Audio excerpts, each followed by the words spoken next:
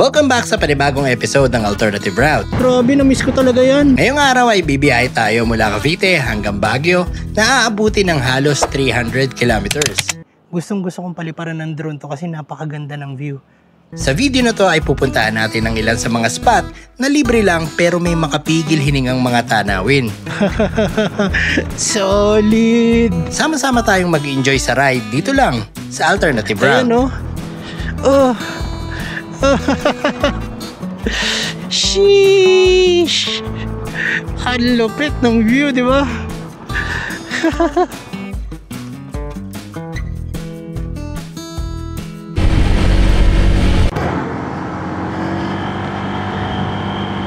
Alright, it's 3:11 ng umaga at kasalukuyan tayo nandito sa Manila.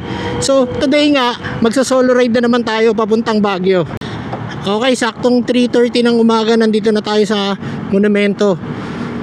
Ayan, papasok na tayo ng MacArthur Highway. Tapos, dire-diretso na lang to. 3:51 na ng umaga, nakapasok na rin tayo sa Bulacan. Medyo napalaban lang tayo sa daan dun sa may Valenzuela. Grabe.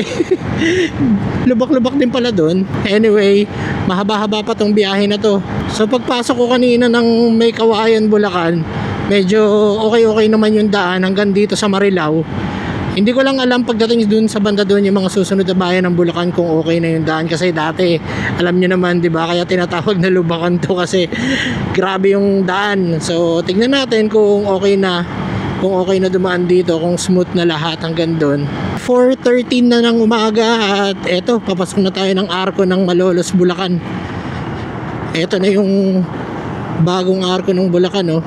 I mean ng Malolos. Yan, pinalitan nila yung dati. Parang feeling ko mas maganda yung dati kasi parang, alam mo yun, parang sinisimbolize niya yung pagka-Filipino o yung Pilipinas. But anyway, wala naman tayong dyan, kinalaman. Ganda, liwanag, daming Christmas lights. Ano ba to, yung munisipyo yata ng Malolos to eh. Oo nga, ang ganda. Ganda ng munisipyo nila. Medyo nakakailang nga lang. Pucha, ang dami mong kasabay na truck ngayon, oh. Tapos ang bibilis, oh. 'Di ba? Kaya pag mga ganyan pinapauna ko na eh. Baka mamaya madali tayo niyan eh. Wala tayong laban diyan, boy. Kanina pa yung mga yan, hindi lang yan, yung mga mas malalaki pa diyan talagang nag-uunahan sila eh. Hay buhay. Mahirap kasi lalo na sa ating mga nagmomotor. Masagi lang tayong konti niyan, sigurado. Kasi simple lang tayo eh. Mabuti nga kung simple lang abuti natin eh. Alang yan, tignan mo yung truck, oh. Putya, ginagamit pa yan, binibiyahe pa yung ganyan. Ito, kaya pa ba? Uy, checkpoint. Grabe yung truck na yun, oh. Ba't kaya pinapayagan pa yung ganun? Putya, hindi ba makakadisgrasya yung ganun? Nakatabingi na. Parang give up na si parang give up na yung truck eh. Parang ayaw na. Parang hindi na kaya mabuhay. Aray ko. Ay, napakarami ng truck. Alright, so ayan, 4:32 na ng umaga. Nandito na tayo ngayon sa Arco ng Pampanga. Sa wakas, finally nakarating na rin tayo sa Pampanga. So ngayon titignan ko na lang kung saan ako mag-stop over ng una. Iniisip ko dun sa Dunkin sa May Angeles, pero iniisip ko rin naman na parang napakaaga pa. So pwede naman tayo mag-stop over dun sa Tarlac, dun sa usual na pinag-stop over natin kapag bumibiyahe tayo ng norte. Pero bahala na, kahit pa paano medyo mabilis-bilis din naman yung biyahe, no? Kasi umalis ako sa bahay mga 2:00 na, mga ganon. At ngayon 4:34, so 2.5 hours pa lang tayong bumibiyahe at nandito na tayo ngayon sa May Pampanga. Nakalimutan ko palang i-reset yung trip. 603, oh. Hindi ko na-reset nung umalis ako. Pero hindi ko alam kung ano na yung distance na tinatakbo natin simula dun sa 13 Martires, Cavite. Pero so far, nung nagpa full tank ako kanina, 440 pesos. So far ano pa lang, nabawasan tayo ng isang bar. Okay pa naman yan. Medyo nakalayo naman tayo. So tignan natin kung saan aabutin nung isang full tank natin mula dun sa 13 Martires, Cavite. Nandito na tayo sa loob dun sa may simbahan. Ayan na, yung simbahan. Dito ako dumaan. Alam ko may daan sa kabila eh. Kasi di ba may rotonda. Tapos pwede kang kumaliwa, pwede kang dumiretso or kumanan. Alam ko may daan doon sa kanan eh, pero sanay kasi ako ditong dumadaan. At ever since na pag bumibiyaya ako ng norte, dito talaga yung daan ko. So hindi ko pa na-try doon kung may daan talaga doon o wala. Pero ang alam ko, meron. Ito yata yung sinasabi ko. So kapag kumanan ka doon, ang labas mo dito. Ayan, hindi ka nadadaan doon sa may loob-looban. Pero parehas lang naman, so wala namang problema. Oh, ang ganda ng arko nila dito. Panis. Ganda oh. Oh, diba? So kanan tayo dito. Yan. Kanan. Ang dami ng lantern. Sa bagay, Pampanga kasi talagang pagdating sa mga Christmas lanterns, parang Pampanga talaga yung malupit dyan eh. Ang ganda rin ng pailaw nila dito sa mga puno. Parang kasi to yung tree tunnel. So madaming puno magkabila, tapos nilagyan nila ng mga ganyan. Ang galing liwanag. Di ko alam kung part na to ng Angeles City. Di ako sigurado. Hindi kasi ako nag-Google Maps pag bumibiyaya ko eh. Kasi pag bumibiyaya ko, ginagawa ko, lagi ako nag-Google Maps. Sa bahay, tinitignan ko na yung mga ruta kung saan ako dadaan, mga ganun. Kung may makalimutan man ako, ang ginagawa ko, saka ako chine-check. Hindi ako nag-navigate ng, alam niyo yun, habang nagra-ride, nagna-navigate ka ng cellphone mo. Yun yung mga iniiwasan ko eh. Magkukos pa yun ng ng aksidente. Pero anyway, ito namang daan na to, nadaanan na natin to ilang beses na, kasi pag bumibiyahe nga tayo norte, Baguio o Ilocos Norte, dito rin naman tayo dumadaan dahil scooter nga lang yung lagi nating gamit. Wala naman tayong ginagamit na iba, kaya wala naman tayong choice, kaya dito tayo dadaan. Ito pa lang pala yung Angeles City. So yung kaninang dinaanan natin, sako pa rin ng San Fernando, Pampanga. So oras natin ngayon is 5:16 ng umaga. Nandito na tayo ngayon sa Angeles, Pampanga. Ang ganda rin dito. Tignan nyo yung daan dahil parol, Christmas tree. Solid talagang gaganda ng mga pailaw nila dito sa Pampanga. Ayun lalo na yung daan. Ito yung sa daan, ever since ganyan na naman yan eh. Kaya okay talagang dumaan dito. Hindi lang yung ilaw yung daan maganda rin, maayos. Lalaki ng lantern ganda. Solid. Anyway, 5:23 na ng umaga. Kung mapapansin nyo, medyo nag-aasol na yung kalangitan. Malapit na sumikat ang araw. Siguro mga bandang Tarlac, doon na tayo talaga aabutan ng araw. Siguro doon na rin tayo mag-i-stop over. Grabe, napakalamig. Diyos ka. Hindi ko alam kung anong part na ng Pampanga to, pero napakalamig Saka yung kapaligiran, kasi puro mga halaman, damo, mga ganun. Kaya siguro napakalamig. At medyo sumisikat na nga yung araw. Napakaganda. Diyos ko. Ayan. Ito na pala. Palabas na tayo ng Pampanga. Whew. Ngayon na lang uli ako nakadaan dito. Ibang iba na yung itsura ng Bamban Bridge Uy. Ayan ang ganda Ang liwanag na dito Dati hindi ganito to Ganda na. Yes. Iipitin mo pa ako, kuya, wag. Ayan. Okay, so since nandito na tayo sa Tarlac, maghahanap na lang ako ng pag-i-stop over natin. Papahinga muna ako ng konti, saka kailangan ko magkape kasi dito pa lang medyo inaantok na ako, no. Malamang sa malamang yan, mamaya wasak na tayo. Pero kung ganun man, para mas safe, diba, maghanap na lang tayong pagpapahingahan. Oo nga pala, mabanggit ko lang din, no, ano to, balikan lang yung gagawin natin, hindi tayo mag-stay ng Baguio.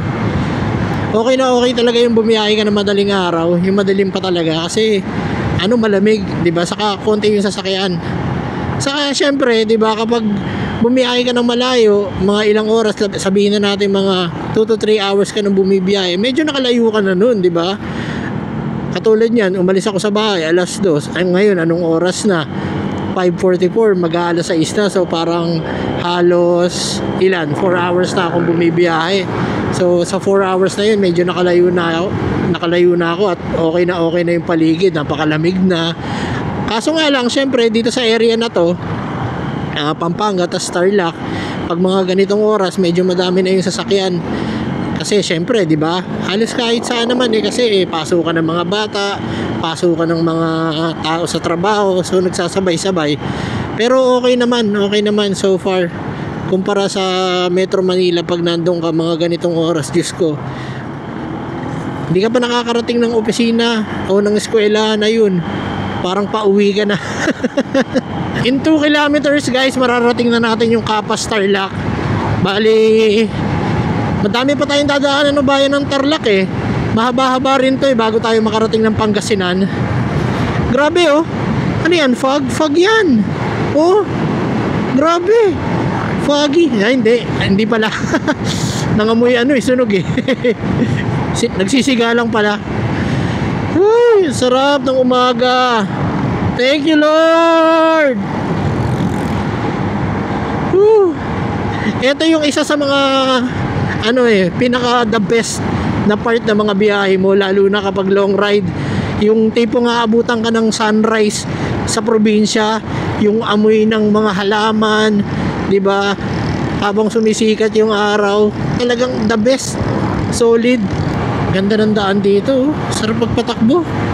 Na chill lang 70-80 yung takbo natin, guys. Tapos ang lamig, presko ng hangin. Solid. Okay, nandito tayo sa 7-Eleven dito sa Capas pa rin yata to. Ay hindi, Tarlac City na pala. So nandito na tayo in Tarlac City, alas 6 na ng umaga. At dito na lang tayo magkakape. Tapos yun, pahingang konti. Morning. Morning. Bibili muna tayo ng kape, pampagising. Yun. Ito masarap to, Bose. So yun, coffee muna tayo. Pahinga tayo ng mga 30 minutes. Tapos sibat na ulit tayo. Okay, mag-aalas 7 na.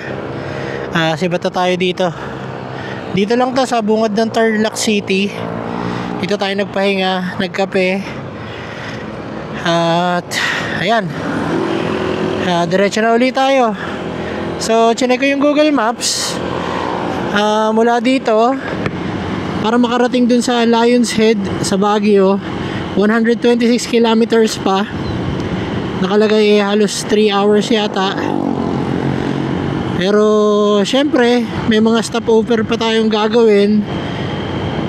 Kaya malamang sa malamang abutin ng mga 4 o baka 5, depende sa gagawin natin. Pero itong daan na to, dire-diretso lang naman to. Chill lang tayo, hindi naman tayo nagmamadali.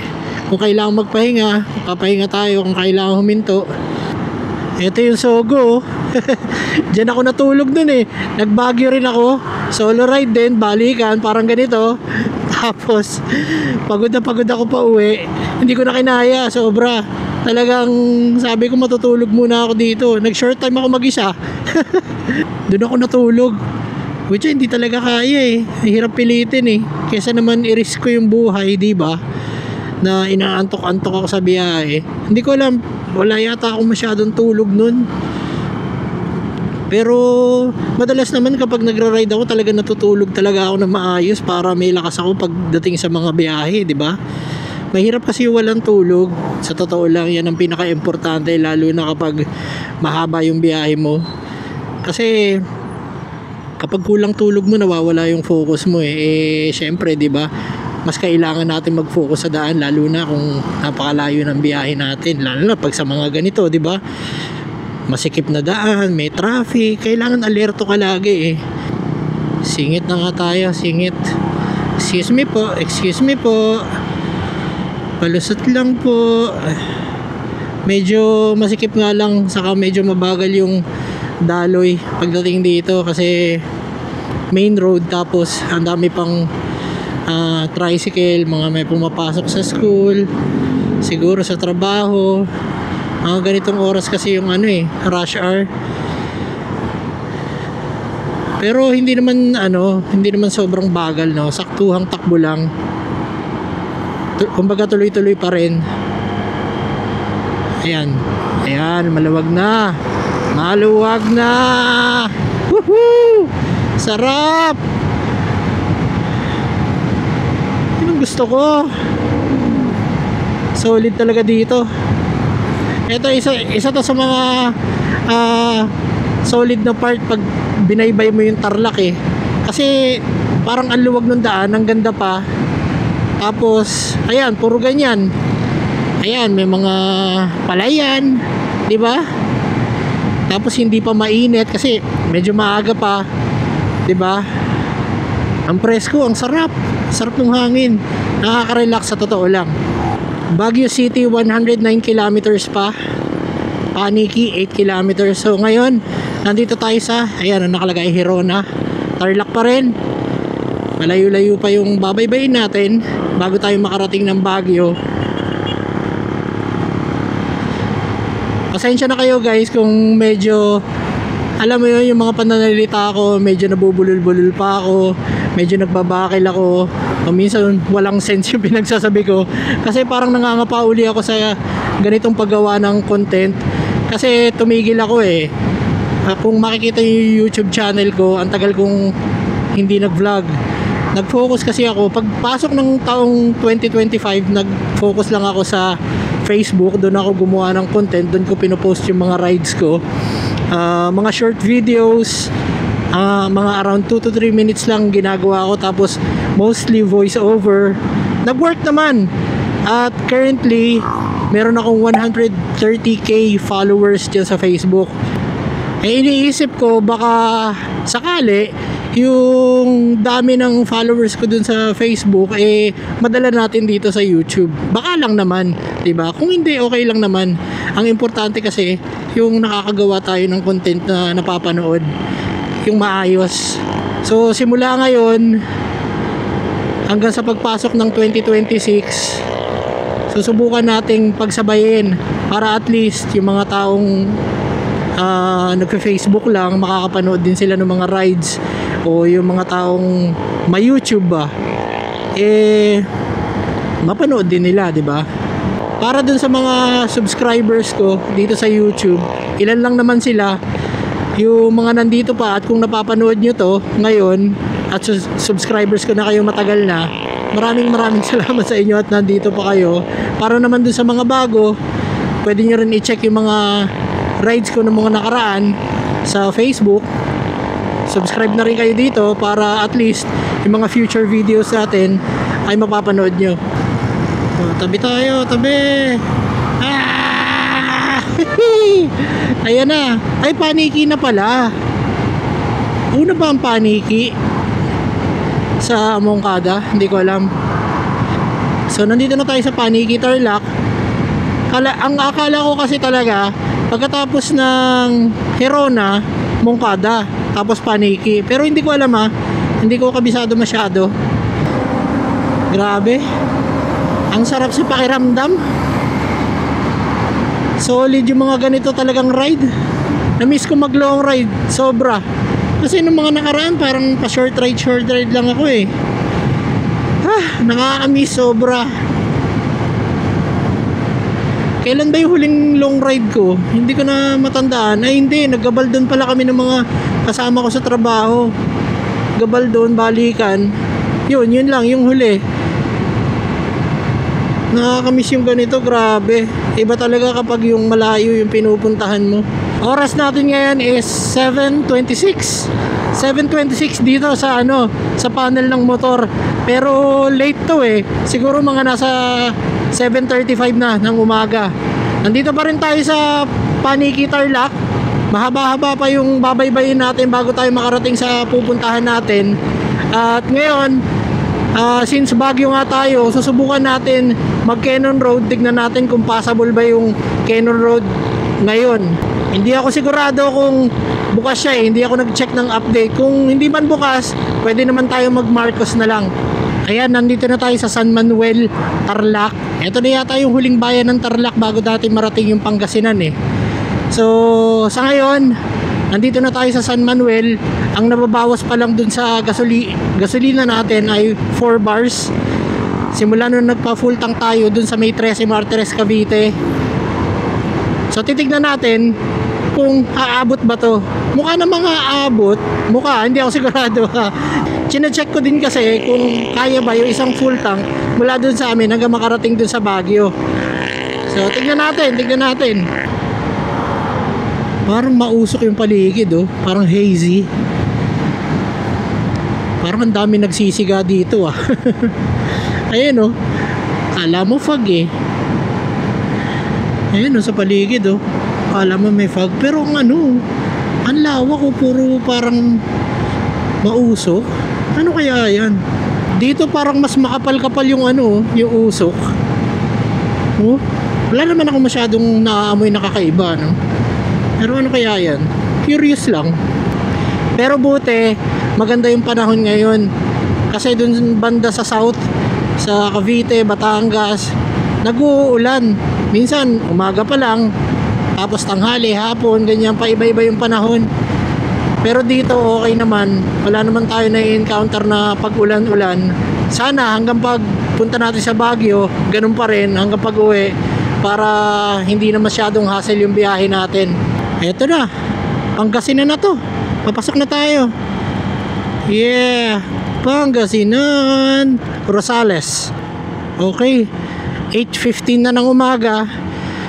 Kalalagpas lang natin dun sa Arco. O Arco ba yung basta yung sign na nandito na tayo sa Pangasinan. So eto, Rosales pa lang. Ilang bayan pa yung dadaanan natin ng Pangasinan bago tayo makarating ng La Union. Pero pagdating ng La Union, bungad lang naman tayo eh. Hindi naman tayo papasok ng La Union talaga. Nasa Urdaneta na tayo guys. Mag-8:30 na ng umaga. Medyo mabagal nga lang kasi daming sasakyan. Daming truck. Kaya ledgi muna tayo. Takbong 50 lang yung nagagawa natin kasi nga ayan naisasakyan. Putik yan, wala yatang daan dito. Ang traffic ba meron? Parang umiikot yung iba. Saan ako dadaan ito? Aray ko. Iikot? Ano ba? Ano to? Saan ako dadaan? Sundan ko yung mga sasakyan siguro. May harang. May daan dito kuya? Ayun parang may harang may event. Ikot tayo my friend. Hoy. Fiesta yata pucha. May parada sa harap. Tayo dito.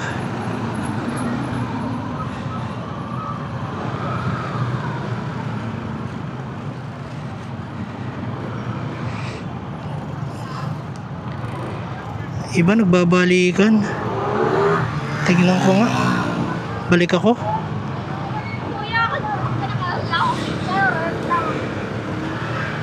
Tayo, gilid muna tayo. Hanap tayo ng ibang daan. Sa wakas, nakalagpas tayo doon. Diyos ko po, grabe. Parang parada siya tapos nagpa-perform dun sa intersection. Kasi dun sa intersection pinapanood ng mga tao yung performers. Parang grupo-grupo tapos mayroong mga motorcade. Grabe. Uy, sa wakas nakahinga rin na maluwag. Kaya dito banda dito pagkalagpas mo napakakunti ng sasakyan. Hindi ko lang talaga alam kung meron talagang lusutan na iba eh. Pero hayaan mo na. Eto na, nakalagpas na tayo. Tuloy-tuloy na uli yung biyahe natin. Oras natin ngayon is 9 o'clock in the morning. Jaska, kala ko maaga ako makakarating doon. Hindi. Okay lang. Wala naman tayong pasok bukas, naka-leave tayo, kaya meron tayong konting time pa para magpahinga pagka uwi natin. Paspasan na natin para palamig-lamig pa pagdating natin dun. So sa ngayon 4 bars na lang yung natitira dito sa gasolina natin. Hindi ko alam kung hanggang saan naaabot to, pero yun nga, parang feeling ko naman naaabot naman to sa taas ng Baguio eh. Tapos kung makaabot, doon na lang tayo papagasolina ulit para syempre pagpa-uwi natin. Hindi ko alam kung anong part na ng Pangasinan to, pero mula dito medyo natatanaw-tanaw ko na yung mga kabundukan ng Benguet eh. Kanina may nakita akong view ng mga bundok-bundok dito yata sa side na to, sa may bandang kanan. Hindi ko alam kung ilang kilometro pa yung bibiyahihin natin. Wala kasi akong mapa, pero pag nag-stop over tayo, check ko na lang ulit.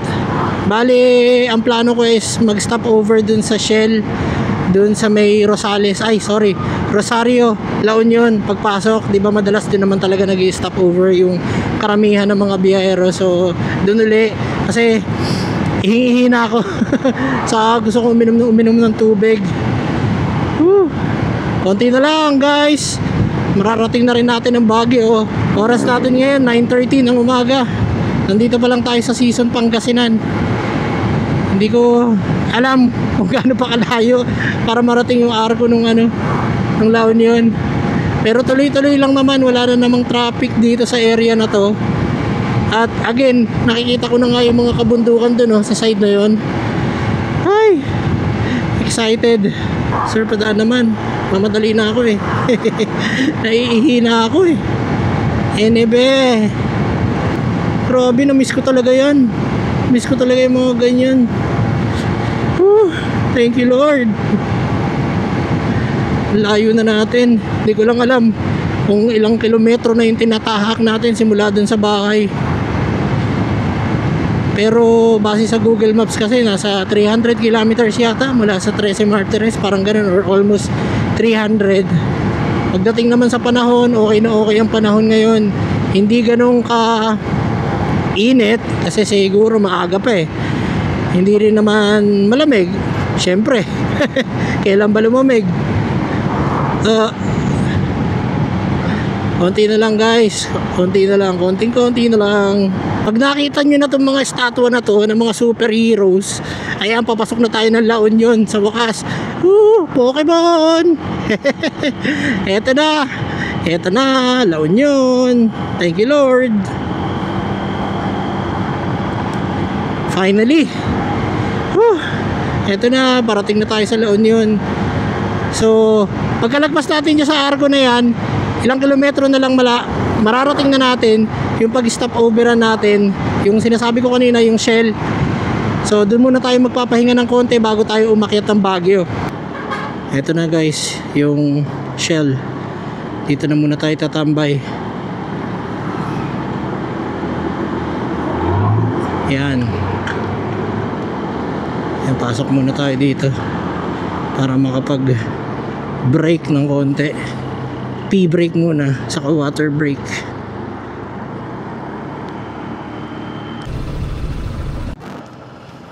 Okay. So tapos na tayo magpahinga. Nakapagkape na tayo, nakapag tinapay na tayo. Tapos nakapagpahinga na rin. Siguro mga 30 minutes din inaabot, mahigit 30 minutes din akong nagtambay dito sa Shell, dito sa may Rosario, La Union. So ngayon didiretso na tayo. Ayusin ko lang tong camera ko. Diretso na tayo papuntang Baguio. So konti ng ano ngayon, oh. Konti ng biyahero kasi madalas puno yung parking na to eh. Lalong lalo na pag weekends. Ang dami dyan. So nandito na ulit tayo sa main road. Ilang kilometro na lang mararating na natin yung daan papasok ng Cannon Road dun sa may arko ng Benguet. So yun nga, check natin kung passable ba yung Cannon Road. Kasi kung hindi, iikot tayo. Ito na yun guys. Ito. Oops. Okay, so ito na yun. Papasok na to. Ito na yung daan na yun. Excited ako eh. So nasa bungad lang yung arko ng Benguet. Makikita nyo guys. Ayan oh, papasok na tayo. Konti na lang mararating na natin yung arko ng Benguet. Pero syempre hindi naman tayo papayag na wala tayong picture dun. Medyo matagal na yung nakapag-picture tayo dun eh. Gamit ko pa nun yung SkyDrive na motor na luma. Ayun, I'm sure may mga nag-i-stop over din dyan. Tuesday kasi ngayon kaya konti yung bumibiyahe. Pag weekends yan, madami ka talaga makakasabay niyan. Pero pag mga ganitong araw, ang sarap maggala kasi konti talaga yung nakakasabay mo eh. Yung mga lugar na gusto mong puntahan, masosolo mo talaga. Ayan guys oh, tignan nyo, ang kaganda ng bundok oh. Parang ang tagal ko nang hindi nakakita ng mga ganyan ah. Solid. Diretso pa tayo, wala pa tayo doon sa arko ah. Kapapasok lang natin doon sa dito, sa daan na to. Ayun na, paakyat na ng paakyat to. Sabi, ang ganda ng view.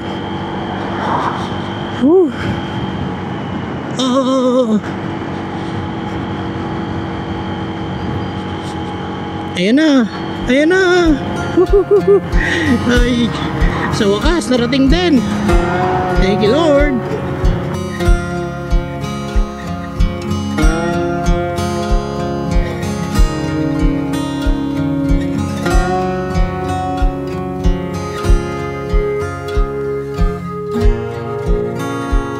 Okay, alis na tayo dito sa arko. Nagpicture na ako. So dire-diretso na lang to. Bali ang oras nga pala natin ngayon alas 11 ng umaga. Tapos kapapasok lang natin dito sa Cannon Road. Kalalagpas lang natin doon sa arko ng Benguet. Mula doon kanina sa Shell na pinag-stop overan natin, mga nasa 30 kilometers pa bago mo marating yung Baguio. So mga less than an hour. Dali na lang yan. Ay, thank you Lord, nandito na naman tayo. Grabe. Siguro passable naman tong Cannon Road kasi meron ako nakitang tatlong nakamotor doon sa may arko ng Benguet na galing sila dito eh. So malamang sa malamang pwede tayong dumaan ngayon. Ito na ang unang bridge. Ito na yung unang bridge. Ito yung Camp 1. So tayo, kakaliwa tayo dito. Ang dami ba ito? May daan pala dyan. So 4 bars na nga lang yung natitira dito sa ating gasolina. At sa tingin ko nga aabot tayo sa Baguio. Sakto lang. Feeling ko may sobra pa. Tapos gagawin natin, doon na lang tayo magpagasolina. Iniisip ko nga kanina doon sa may Shell na magpagasolina na kaya ako. Kasi parang syempre kakabahan ka rin eh, baka maubusan tayo ng gasolina dito sa bundok eh. Yari tayo. Pero yung 4 bars na yan, marami-rami pa yan, malayo-layo pa yung mapupuntahan. Uy oh, may tumutulong tubig oh. May falls. Wow! Solid! Ang ganda ng view oh. Ito lang talaga yung kinaganda dito sa Cannon Road kasi pag dito ka dumaan papuntang Baguio, napakaganda talaga ng view. Kitang-kita mo yung mga kabundukan ng Benguet. Pero syempre, alam nyo na medyo delikado dito dahil napapadalas yung landslide dito, especially kapag may, alam nyo na, may bagyo, 'di ba? Ayun, ang ganda oh. Ay, nako. 'Di ba? Napakaganda. Matitigilan ka talaga kapag dito ka dumaan eh. Promise. Katulad nga na sinasabi ko, yun medyo delikado nga lang talaga dahil sa mga landslides, 'di ba? Katulad ng mga nakaraan, may mga dumaan na bagyo, sinarado to kasi ang dami na naman nangyari na landslide. Hindi lang naman yun, kahit nung noon-noon pa, no. At itong Cannon Road talaga is considered as one of the dangerous road sa Pilipinas. Kaya pag dadaan ka dito, kahit ano pang sasakyan mo, motor, four wheels o ano man, kailangan alerto ka. Kailangan mag-ingat. Ayan, meron nga rin nakabike eh. Hindi ko lang alam kung pwede talagang yung nakabike na umaakyat. Parang delikado, di ba? Kasi hindi naman ganun kalaki yung daan. Tapos ang dami yung pangkasabay na sasakyan din. Anyway, okay lang yan.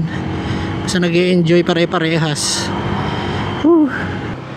Oh, dito na lang tayo mag-park. I love to ba? Ito, pwede pala dito. Ang ganda. So nandito tayo sa may sa may Bridal Veil Falls. Ayan yung dapat na pupuntahan ko na nagbagyo ako doon, pero hindi ko napuntahan, hindi ko napansin. Nalagpasan ko. Pero eto, napansin agad natin, nakita na natin. Ayan, napakaganda. So hindi na tayo bababa kasi mag-isa lang ako. Walang magbabantay na itong helmet at dadalhin ko naman yung lahat ng equipments ko alam nyo na, ang dami natin bibit-bitin.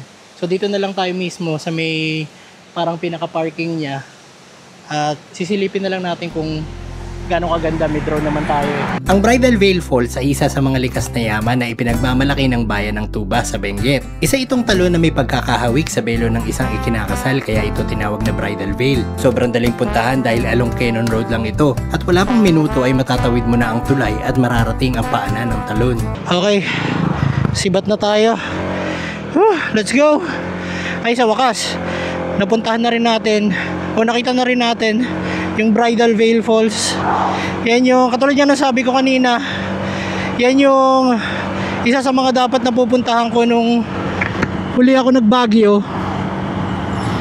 Nung nag solo Baguio ride din ako, kaso lang hindi ko napansin, nalagpasan ko na pala.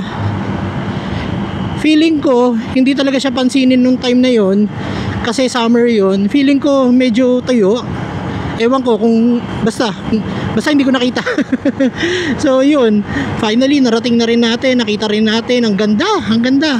Okay, so dire-diretso pa rin tayo. I-enjoy natin ang ganda ng Cannon Road.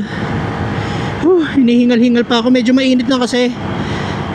So dun sa mga spot na safe yung parking, medyo mainit lang, walang silong, pero okay lang naman. Minsan lang naman to. May baon naman tayong tubig, so nakakapag-hydrate tayo.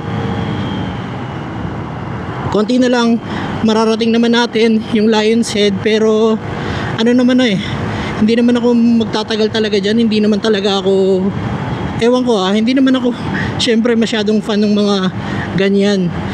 Ang gusto ko lang talaga yung mga, alam niyo yun, mga kabundukan, mga dagat, ilog, mga ganyan, yung magagandang view. Pero yung mga ganyan estruktura, mga Lion's Head, okay lang, makita ko, sige, go. Pero ayun, ayan, marami rin dito, mga kainan. Pwede ka mag stop over kung inabutan ka ng gutom dito. Ayan, may mga tindahan, kaya walang problema. So wala naman akong nakitang checkpoint na nanghaharang or ano man. So okay talagang dumaan ngayon. So Cannon Road, passable. December, ano ba tayo ngayon? 3 o 2? 4? Hindi ko alam yung date. Anak ng ganda.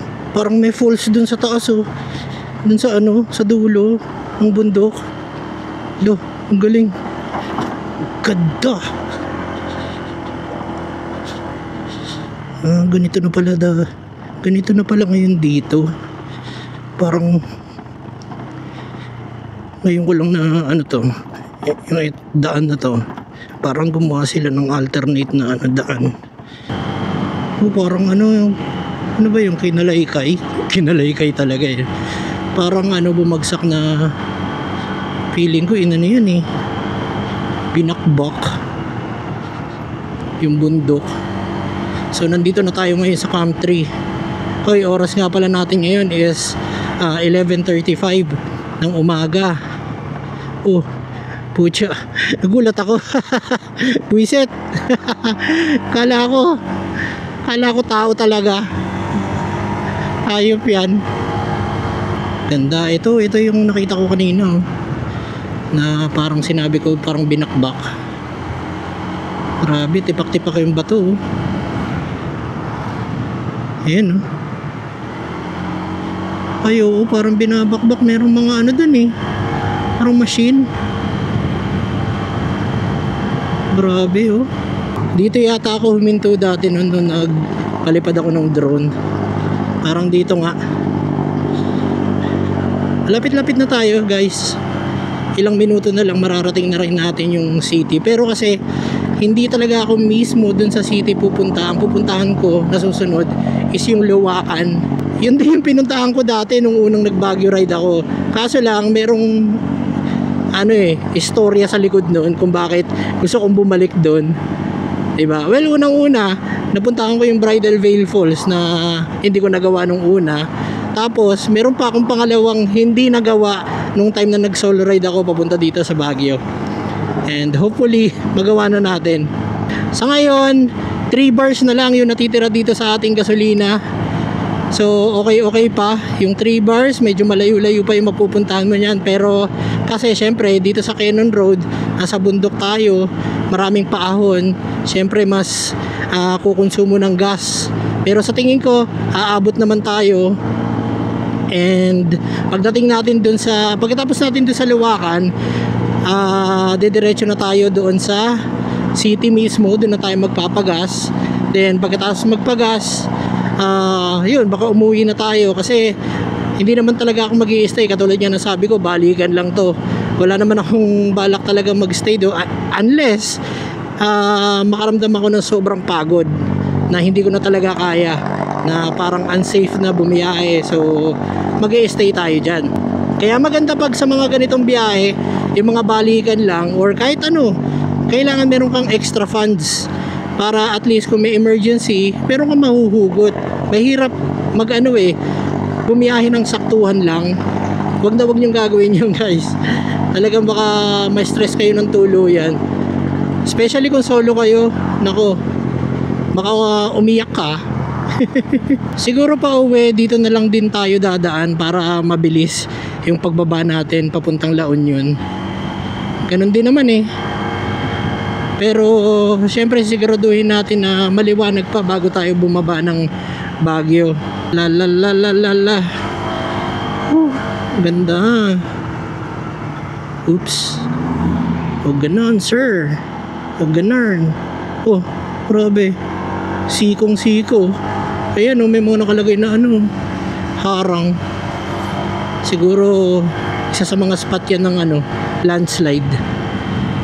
Ang daming dito. Spot na may mga net, may mga pangharang. Kasi nga madalas yung landslide dito eh. Buti nito mga nakaraang araw hindi naman nag-uulan dito sa area na to Kasi chine-check ko yung weather eh. Kaya nag-decide ako na sige, okay, Baguio na rin tayo. Ayan di ba? Ang ganda.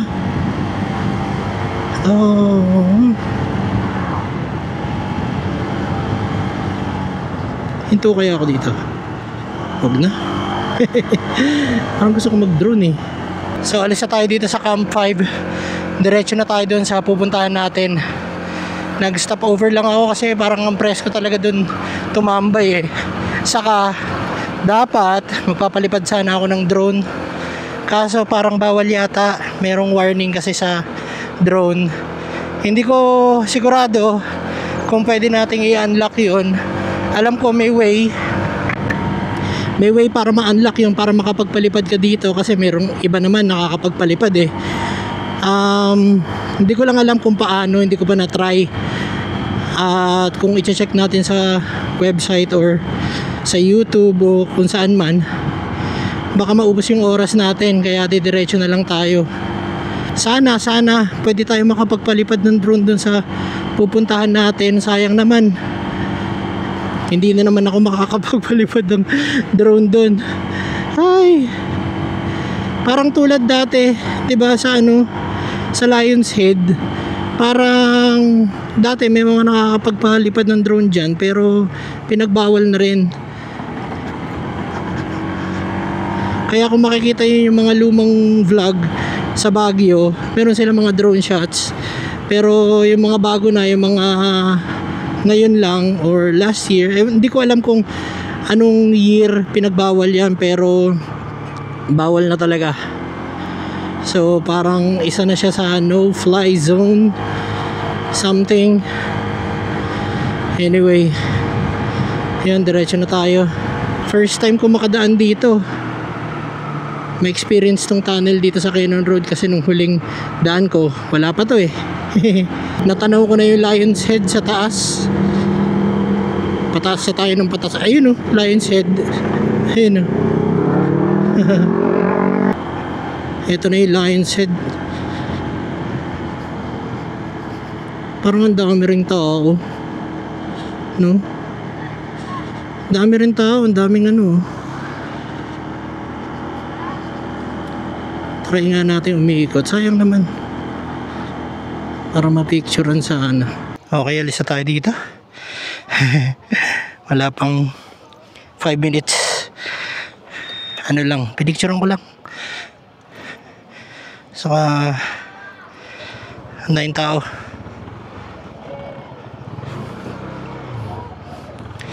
Let's go. Ayun, ang daming tao kahit weekdays, no?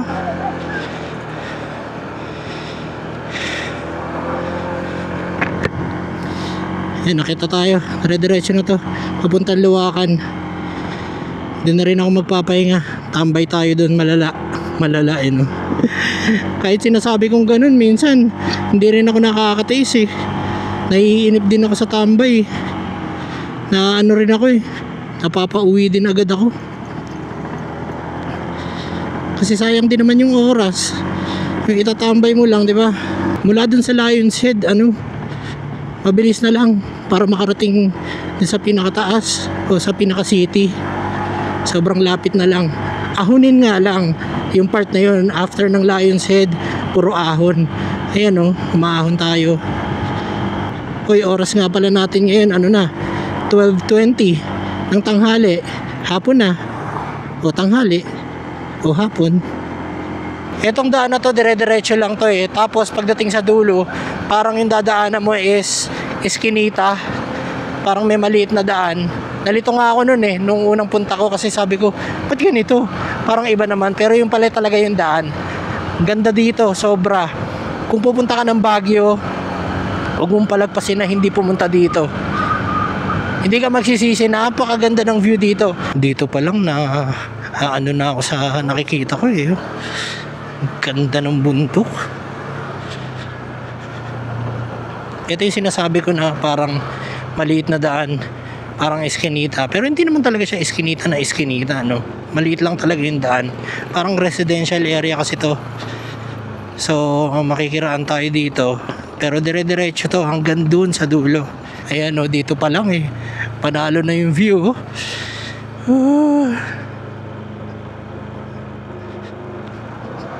Puntahan natin yung dulo. Feeling ko malulobat na yung mic ko. Nakakainis. Pogi kasi ng power bank eh. Sarap talaga ng ganito. Ganito yung klima. Ganito yung nalalanghap mo, nakikita mo. Solid eh. Eto, may mga coffee shop dito. Ayan o. Tapos meron pa dito yung Great Wall Cafe. Diyan ako nagkape nung una akong pumunta dito. Tapos dito may mga campsites dito, may mga cabin kung gusto mong magstay. Panalo dyan. Ayan o. Ayan yung Camp Kawa. Yung sa loob. Ito yung Great Wall Cafe. Ayan o. Packet sila. Tayo. Ito. Ito. Guys, tignan nyo to. Solid. Diba? Kung pwede nga lang tumayo kaso palusong to eh.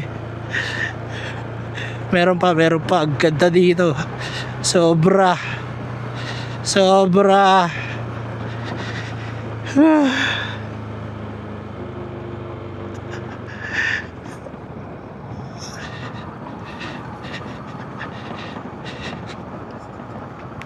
Ayan oh. Oh. Sheesh. Ang lupit ng view, di ba?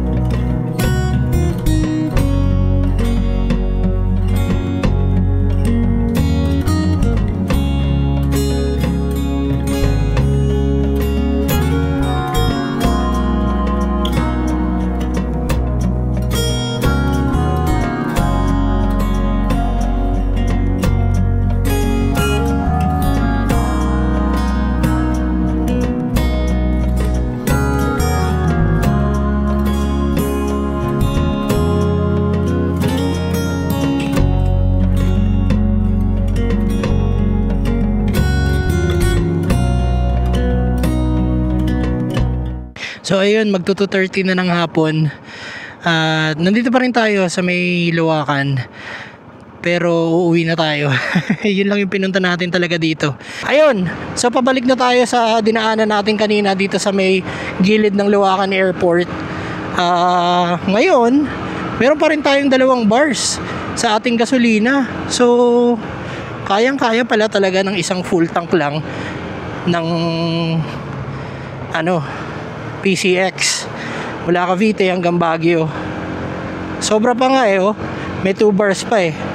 Kasi nung nagpagasolina ako kanina, nagbe-blink na to eh, para alam mo yon, talagang sinagad ko para siguradong masusukat ko kung kakayanin ba talaga. So 440 pesos tapos may centavos pa. Yun lang yung ginasolina ko kanina dun sa may Petron sa amin, sa may 13. Sulit na rin kahit ang takbo lang natin is 44.4 kilometers per liters. Sulit na para sa akin. Okay na yan, goods na. Ang layo na narating natin eh. So yun nga, pabalik na ako. Ang gagawin ko, magagasolina na lang ako doon sa nadaanan kong gasolinahan. Yung isang maliit na gasolinahan lang. Siguro magpapakarga lang ako ng mga 100 para masiguro ko lang na maitatawid ko etong motor pababa ng La Union. Naman, sa tingin ko kaya pa, 2 bars pa eh. Tapos ayun, para sigurado lang. Tapos doon na lang ulit tayo magpapakarga pagbaba doon sa may Petron doon na tayo magpo-full tank hanggang pag-uwi na yon. Okay, so eto, pauwi na nga tayo, pababa na tayo ng La Union. Ayun, sobrang nag-enjoy talaga ako sa mga nakita ko. Alam mo yung kahit medyo malayo, hindi pala medyo, malayo talaga yung Cavite to Baguio, pero sulit naman yung pagod dahil sa mga nakita natin, grabe, di ba? Yung mga ganong bagay talagang hindi mo makakalimutan eh. Di ba? Yung mga nakita mo, talagang ipagmamalaki mo sa mga tropa mo, sa pamilya mo, ay napuntahan ko yan, sobrang ganda, di ba? Well, definitely babalik pa tayo uli dito. Siyempre marami pa tayong pwedeng puntahan sa Benguet, hindi lang naman Baguio, ang daming pwedeng puntahan guys. Ayun, kaya abang-abang na lang sa mga susunod na video. Magkita-kita tayo sa daan. Be safe. Woo!